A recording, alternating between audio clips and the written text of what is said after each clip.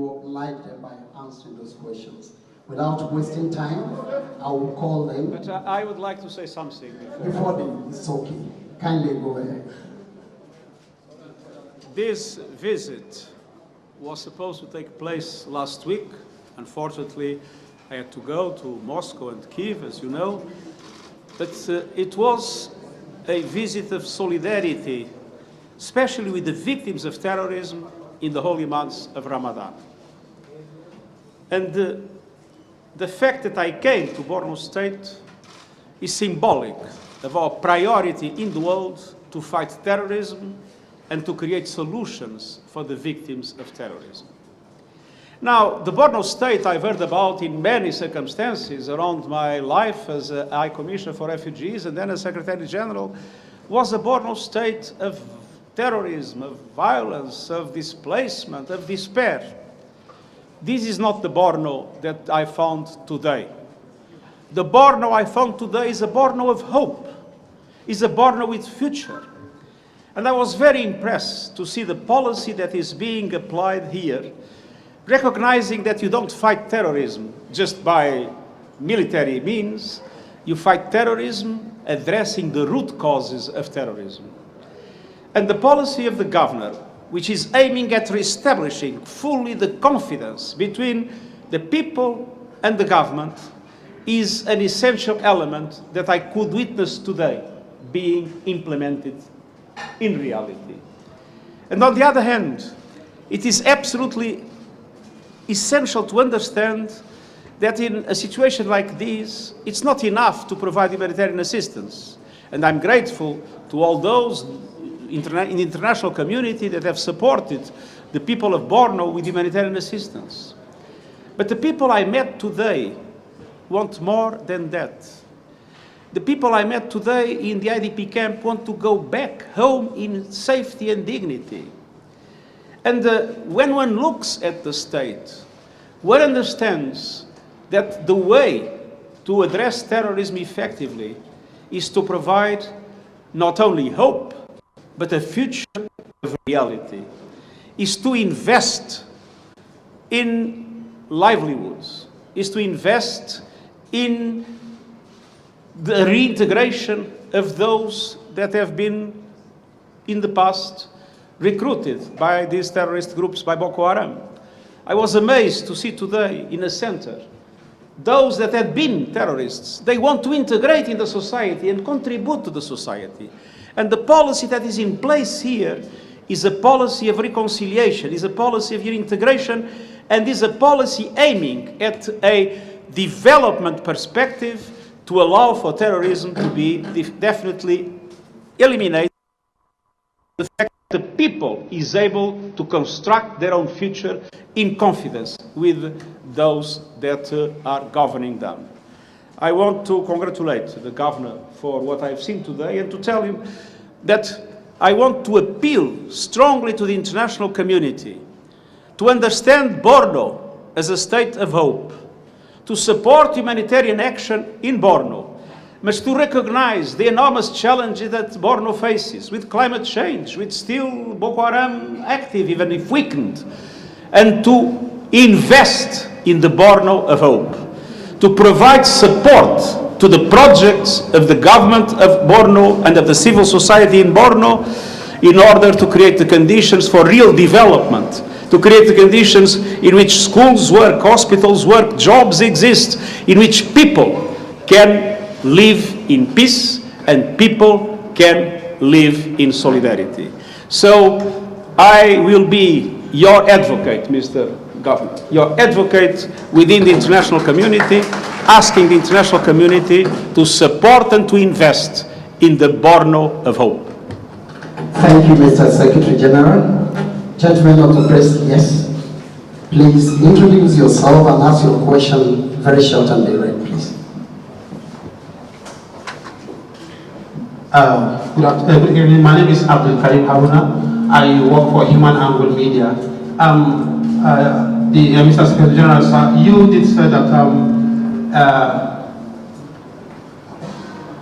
you did mention about investing in your future of reality in the people, make sure that they are relocated to their communities in dignity.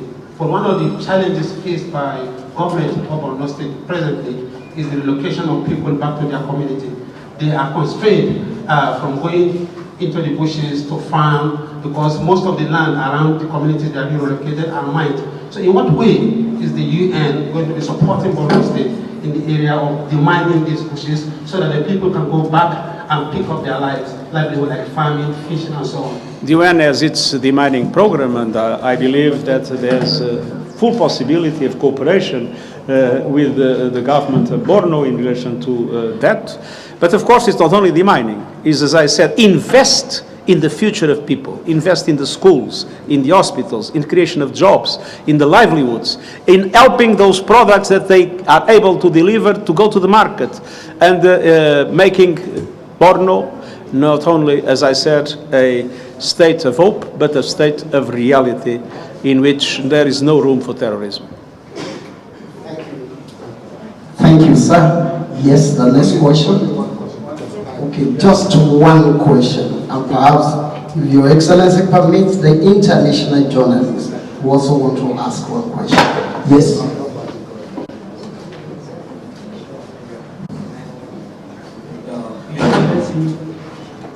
Secretary General, sir, my name is Abubakar Mohammed. I work for Voice of Nigeria. My question is on the issue of surrendered terrorists. We have over 40,000 Boko Haram ISWAP members that needs to be rehabilitated and then resettled back to the society. What commitment is the UN making to ensure a smooth process of rehabilitation? The governor has told me that you need to create new facilities able to have an effective reintegration of these ex-terrorists or ex-combatants. And I promised that we would be fully supportive of that project. And when that project is formulated, I'm ready to be an advocate of it and to be telling different countries around the world that they need to invest, because the best thing we can do for peace is to reintegrate those that in a moment of despair became terrorists but want to become now citizens and to contribute to the well-being of their brothers and sisters. Thank you, Mr. Secretary General. Please don't interject. Please, BBC correspondent. My name is Chris Ewoko. I report for the BBC. Mr. Secretary General, you visited the Gubbio IDP camp and the other camp where the militants are being de-radicalized. Basically, what is your impression of what you have seen of the conditions of people who are affected by this insurgency in the Northeast? And is the United Nations offering any form of support towards stopping violent Islamist extremism in Nigeria? Especially towards what? Is the UN Yes. offering any support towards stopping violent Islamist extremism in Nigeria, especially in the Northeast? And let me just add, how do you feel about Nigerians being treated the way they were treated when, Africans being treated the way they were treated in Ukraine? That's an added question. Well, I start by the last one. Any discrimination against anybody, anywhere, is something I fully condemn. And for those that are in Ukraine or leaving Ukraine, is absolutely essential that they are all treated equally, whatever their nationality, whatever their ethnicity, whatever their religion. This is very clear from our perspective. Now, going back to the first question, I have to say that, of course, the conditions in an IDP camp. I was the High Commissioner for Refugees. I visited camps for refugees and IDPs everywhere. I've never seen a refugee camp or an IDP camp where I would like to live with my family. Of course the conditions are not good.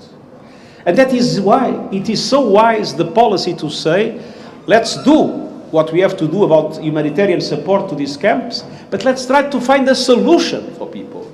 Yes, solution is to create the conditions, the security conditions, the development conditions, for them to be able to go back home in safety and dignity. And the appeal I heard in the meeting I had with the displaced people was exactly, what we want is to go back. We don't want to live here. But having said so, when, I don't know if you were there, but when I went around with the thousands and thousands of people that were there, I saw smiles, I saw enthusiasm, I saw hope, and this is where we must invest. Thank you, Mr. Secretary General. I have to It is go. now my pleasure to invite His Excellency to do the Borno traditional thing. Borno is a home of peace and hospitality. And His Excellency will present traditional gifts.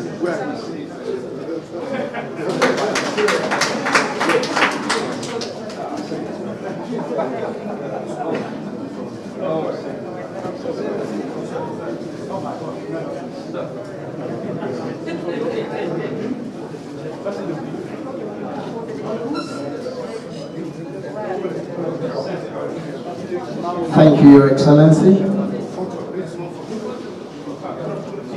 Can we have a photo opportunity? His Excellency, the Secretary General, and His Excellency, the Executive Governor. Thank you. Thank you very much. And now we have to rush to the airport to make sure that we take off. Thank you.